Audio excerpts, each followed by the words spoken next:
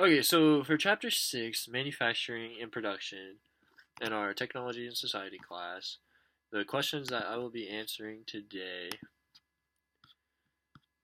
is first question is talk about the manufacturing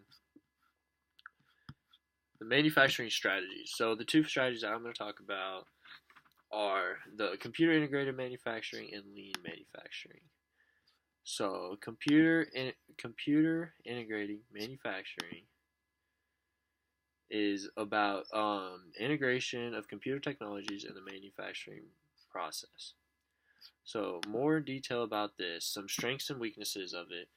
It allows individual processes to exchange information with each other and initiate actions.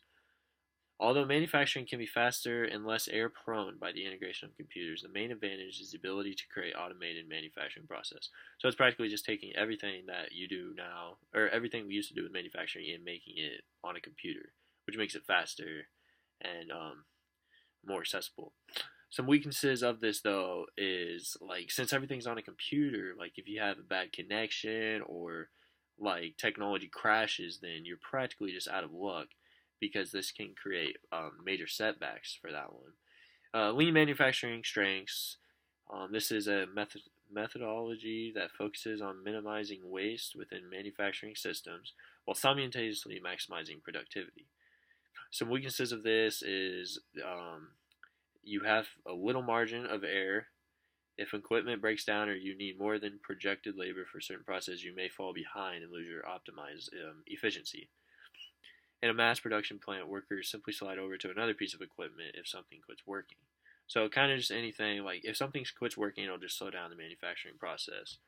That's kind of what those two um, manufacturing strategies were about. Some more were concurrent engineering, and then just in time is the one that kind of minimizes idle equipment, workers, and materials. So everyone's kind of working on one thing to work towards a bigger cause. So like in the Toyota production system, someone will work on a door, someone will work on um, applying the rim to the car and the like main frame of the car, and it kind of just moves down like an assembly line practically.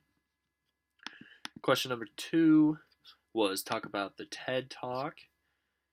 And the TED Talk we were supposed to talk about, if I can just pull it up here real quick. So is the one about automation. So it says, what were your thoughts after watching the automation TED Talk by David Autor? How automation continue to impact the manufacturing industry as well as your future career. So my future career is a radio broadcaster.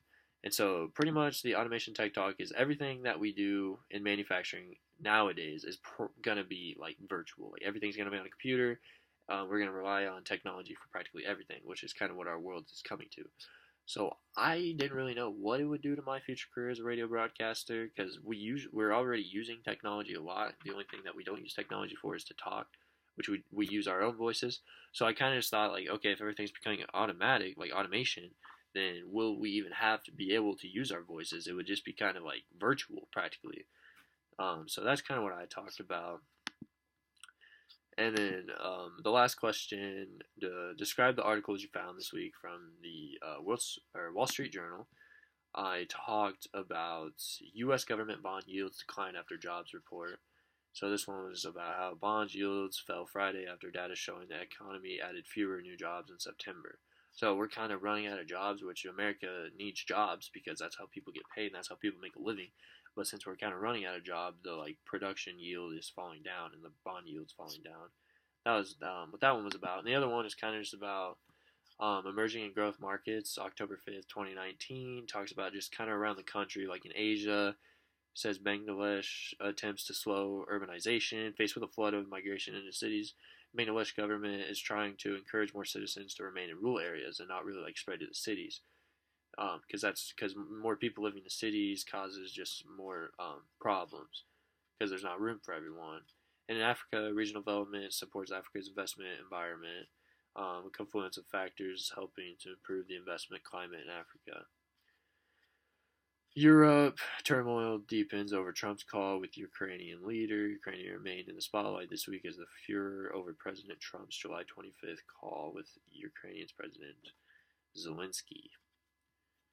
In the Middle East, Aramco steps up investor push with plans for a $75 billion yearly dividend.